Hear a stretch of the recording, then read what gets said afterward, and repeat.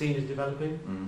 But it's always interesting to see it given a different rhythm, and it's always interesting to see something read very well, you know, even if you don't understand it word for word. And I have read it before. Well, then this new, at least for us Germans, new book is, among other things, about revenge, about deceit, quite powerful, strong emotions. So what's so fascinating about these strong engines for you that you will dedicate a book to them, or a trilogy? What isn't fascinating about revenge and deceit? That's life right there in a nutshell, isn't it? I suppose I read, you know, a lot of fantasy in the 80s, starting with Lord of the Rings, but moving on to a lot of the commercial fantasy that was around in the 80s, stuff like Dragonlance, David Eddings, you know.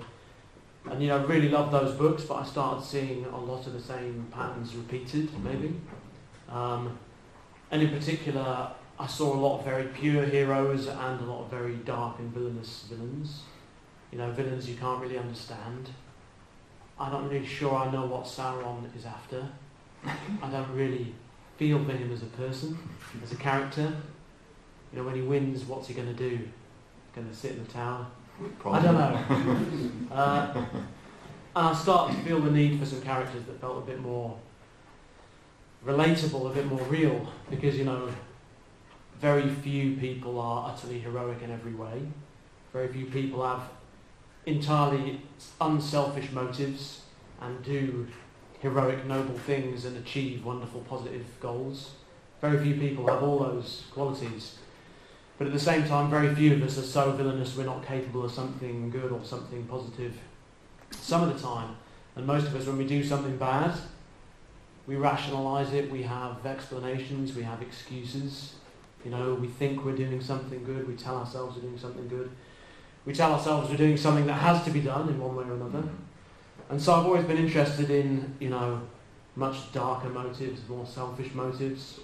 I think when you get close to a character and you look at them from the inside, hopefully there's some dark corners there.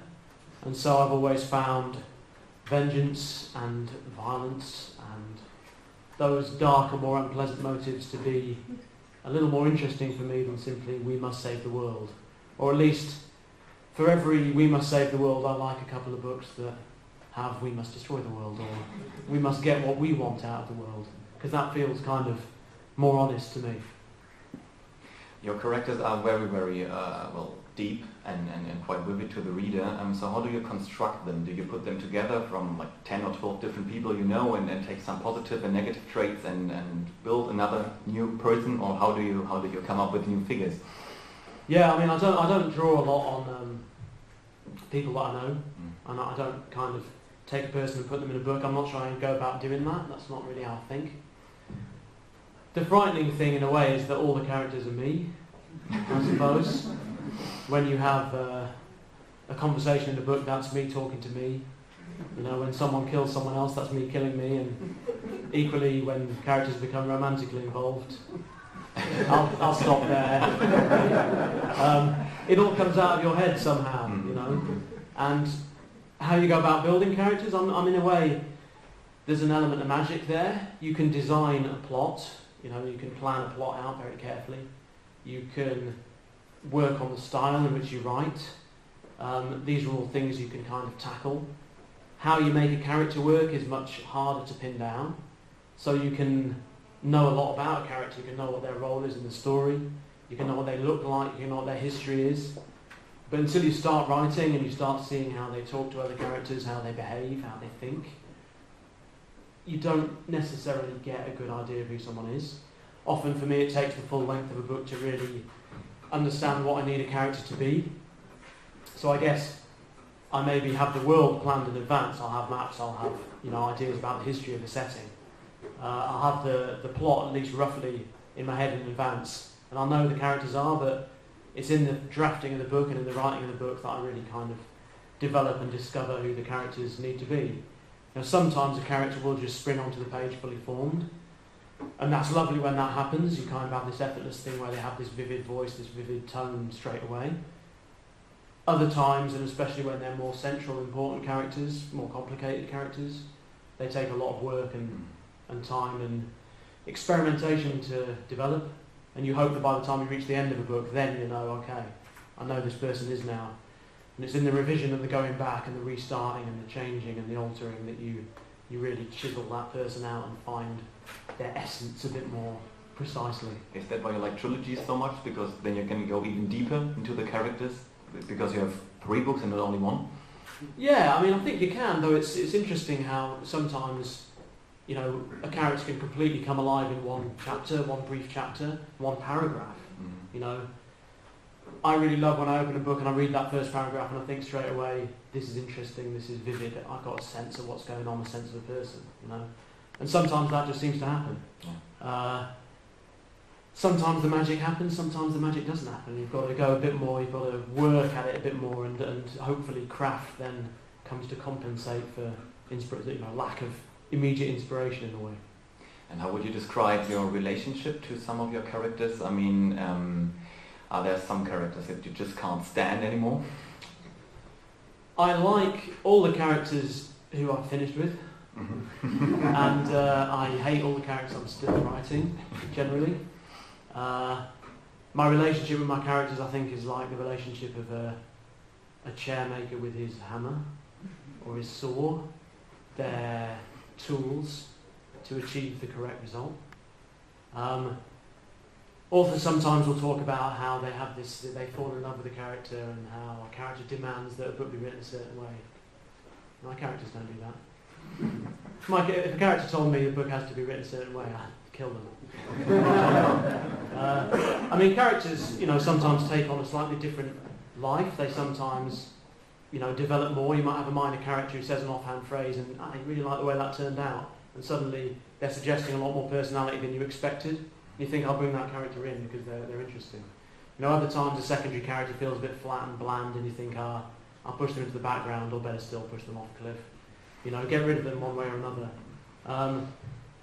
So you're constantly changing, you know, the way you think about characters. Some grow important, some grow less important, but I think about a book in the long term. For a reader, they might take a week to read the book. For me, I'm planning it for a year maybe. And when I come to write a scene, it's something I've thought about for a long time, and I'm just trying to get the most effect out of it. The character is a tool to affect the reader, and you've got to use that tool in the most efficient way, the most effective way. And you know, sometimes you're making a chair and that favourite hammer, that just breaks in your hand. You buy a new hammer and you carry on. It's not the end of the world. Or you start a new trilogy, as you did after some standalone novels. This new, at least for us, the German readers, it's a new trilogy. Although it's still very dark and twisted at times, there is a certain nod, at least, towards a younger audience, because, well, the main character is younger in the beginning. Yeah. Did this influence the writing of this trilogy at all, or did you more or less basically do the same stuff, only with a younger character? Partly that, but it was certainly... It grew out of a conversation I'd had a couple of years before with a young adult editor who liked my adult stuff and, you know, thought was interested in getting me to write something for young adults. And that idea kind of hung around the back of my mind. I thought it might be interesting as a, you know, another string to my bow, if you like, a complementary strand of fiction, you know, in a way that I could possibly grab some younger readers and then draw them into the filth and depravity of my adult work, which seemed like a good idea. So it was certainly on my mind to write something in part for younger readers. I'd written these 6 big, complicated, heavy adult books, and I wanted to try something of a slightly different style, and I also was interested in writing something shorter and tighter and more focused, because I suppose become a little bit frustrated with the way that epic fantasy seems to be endlessly getting bigger and bigger and heavier and broader and broader, denser and denser, longer and longer series of bigger and bigger books. And I don't see a reason why, you know, epic fantasy can't be short and tight and to the point. Thinking about a book like Wizard of Earthsea, Ursula Le Guin's Wizard of Earthsea, which is a masterpiece of focus and conciseness, and I think the world she evokes in that one slim book and the characters she produces are, you know, just as vivid and powerful as any fantasy world, really. But the fact that you're not dumped on with huge detail and background, but you feel this sense of richness just in the detail and the way the characters think and behave, just seems so much more elegant to me. And so I was kind of interested in, you know, writing something that had a real simple focus and a page-turning appeal, and that seemed to suit well the possibility of, you know, writing in part for younger readers. But I wasn't really aiming to write, you know, to a certain category or a certain expectation. I was just, I suppose when I write my adult books, I write the kind of books I want to read, and writing a young adult book, I wrote the kind of book I felt I would have liked to read at 14, which is very much the same as what I read now. You know, young adults, I think, sometimes people think about young adults as being very immature, you know, and very, very dialed down, but I suppose I started from the idea that young adults are adults, but young. The clue is kind of in the title. But, you know, they're facing serious issues for the first time in their lives. They want those issues discussed in a kind of adult, proper and serious way. So I never want to write a book that is kind of dumbed down and simple and safe, but I felt like a different style and a different tone. And, you know, Vikings, because Vikings. Just because. You can't go wrong here. And it's something your kids can read, so. Yeah, I mean that too, but I've had 3 kids and they're growing up now, and I suppose, yeah, the sense of having something they could look at sooner rather than later, but also seeing my eldest daughter read Harry Potter and the kind of stuff she's reading at the moment, and how, you know, totally consumed she is by that, and how excited she is and how inspired, kind of reminded me of that sensation of reading books when I was that age and when I was much younger, and, you know, I didn't have quite the cynical, world-weary edge. You'll be surprised to find that I have developed over the years. And so I kind of felt like it'd be nice to write something that might really inspire a younger audience, as well as, you know, hopefully work for my established readers, at least up to a point. Absolutely, because it's still your distinct voice. Yeah.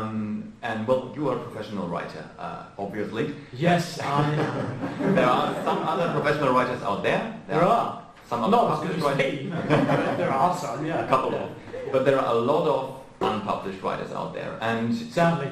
yeah, I read an interview with you that you gave a couple of years ago, and you gave the advice to these younger yet unpublished readers that every day, please get dressed. So what's behind that? Yeah, it's a brilliant piece of writing advice that I was once given. I think it was Charlie Stross, the sci-fi writer, who gave that to me originally. He said, you know, as a writer, every day, get dressed. Because it's very easy as a writer to kind of wander out of your kitchen into the room where you work, in your pants, check your emails. Before you know it, it's 2 in the afternoon, you know, and you're still in your pants. So I think just getting dressed helps to maintain a business-like approach and keep your writing on point. Yeah. So you heeded this advice? No. No. But it's good advice to give. I mean, the best advice is advice you give but never use yourself. As a parent, I know this to be true. Yeah. I mean, the other great piece of advice I had, which, you know, I have always tried to stick to, is from my mum, because, you know, mum has the best advice, right? And she said, you know, always be truthful. I mean, when I first showed her the sort of stuff that I'd written, she was kind of, you know, she liked what was there, largely, which was amazing and surprising to me, shocking. Because there's not much in my life she likes. But she did like writing generally, but, you know, she'd pull me up on a couple of lazy metaphors, a couple of lazy bits of dialogue and say, you know, you've got to always be honest and ask yourself, is this true? When you describe the night sky, you know, is it like a sable cloth with diamonds scattered upon it? Or is that kind of bollocks? Is that just an easy cliche? Try to truly think about what you're describing and describe it honestly. Try to think with every bit of dialogue, is this real? Would someone say this? With every bit of description, is that truly what the thing looks like? And if you stay truthful, or you try constantly to strive for kind of honesty, then you'll avoid cliche. Even if you're writing things that people have read 100 times before, the way you approach it will be new. And you know, people sometimes talk about reading everything within a genre to understand it, but I've always felt that good writing comes not from an exhaustive look outwards, but an honest look within. Deep. Very deep. Good advice. I guess the advice from your mother is even, well, more important than getting dressed, I would say. Yeah, it could be. Yeah, she had other good advice for me, but we won't go there now. And now, speaking of, well, writers that influenced you, can you name some prominent examples? Well, when you were quite young. No, not one-off. It all comes from me. No, I mean, of course, I mean, it's too many to mention in a way, because I think you're a Gestalt, that's a German word, of kind of all the stuff you read and experience and play and watch and that you really like or that you really don't like, you know, and all of that goes in and somehow is distilled down into the style you have and the approach that you take. So I've always read all kinds of things. I've read very, very widely, a really diverse selection of non-fiction and fiction, and I think you know, reading a lot of stuff that's not fantasy has definitely been helpful to me. But within fantasy, you know, obviously Tolkien started my love affair with fantasy, and then writers like David Eddings and Dragonlance and a lot of the writers of Dungeons and Dragons and the role-playing games that I played as a kid. But then also Ursula Le Guin and Michael Moorcock. I mean, there's many fantasy writers. But then I was, you know, fascinated by westerns and by thrillers and writers like. I was really amazed by James Ellroy and how deeply he gets into the characters and how vivid is his style of writing and how modern and harsh and fast and involving it is. And so reading a book like that, I kind of felt, what would David Eddings' book be like written in this style? You know, that was sort of something that fascinated me, and I didn't see that kind of thing out there. And then I read Game of Thrones in the 90s, and obviously that kind of was that, in a way. Certainly, I saw expressed in Game of Thrones a lot of the, you know, unpredictability and the darkness and the grit that I felt had been missing a bit from commercial fantasy. And also the very tight focus on character and the sort of internal life of the people. A lot of the, you know, Gimli, I'm not sure what's going on in Gimli's head. You know, Tolkien wasn't necessarily that interested in the internal. He was just, you're often high above the action. You see, you know, the fights are quite dispassionate. They're seen from high above. To use a filmic metaphor, it's told in big wide shots, you know.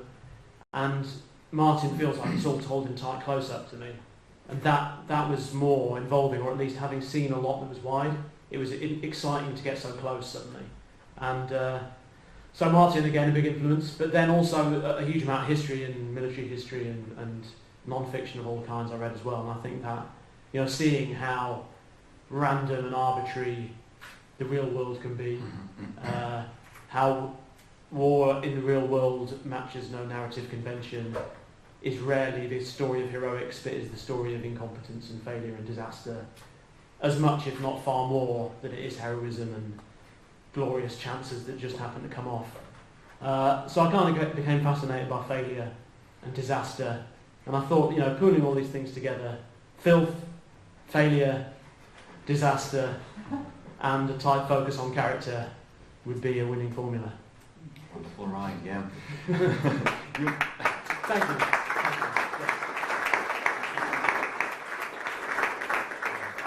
You mentioned George R. R. Martin just now. He's coming from America, obviously. Would you say that there's... I've never heard of him, I don't know who you do. Well, not a big deal around here. No. Not a big deal American. No. Too unpredictable by far. Would you say that there's a difference in the fantasy tradition between, well, the States and England? Would you say that there's something like that? Yeah, maybe. I mean, it certainly feels as though that kind of core epic fantasy, the fantasy of wizards and magic swords and boys with special destinies going on quests to discover a thing that will destroy the Dark Lord, whatever, that kind of thing. You know, after Tolkien, it kind of became very much an American pursuit. So, you know, those writers like David Eddings and Terry Brooks who, you know, made the genre popular commercially in the 80s, and then the writers like Robert Jordan and Martin who followed on, you know, and Todd Williams, and who picked up the ball and ran with it in a way.